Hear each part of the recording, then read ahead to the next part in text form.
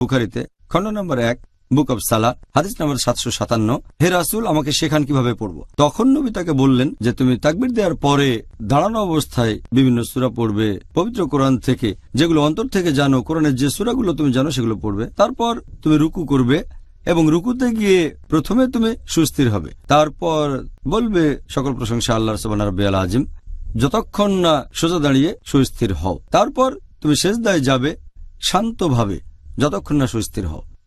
তারপর বলবে সুবহান রাব্বিয়াল আলা, সকল প্রশংসা আল্লাহ যিনি সবার উপরে, 3 বার।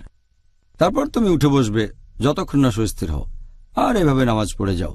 তার মানে এই পজিশনগুলো রুকু, তারপর সিজদা, তারপর রুকু থেকে যখন উঠবেন আর 2 সিজদার মাঝখানে আপনি থাকবেন সুস্থির হয়ে। তাড়াতাড়ি করে ওঠা বসা করতে পারবেন না।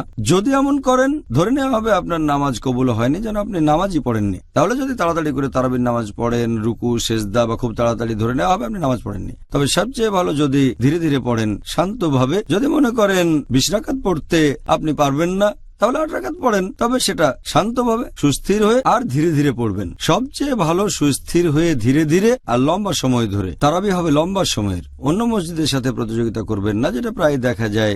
অনেক মসজিদ এমন প্রতিযোগিতা করে যে কার আগে কে তারাবি শেষ করতে পারে।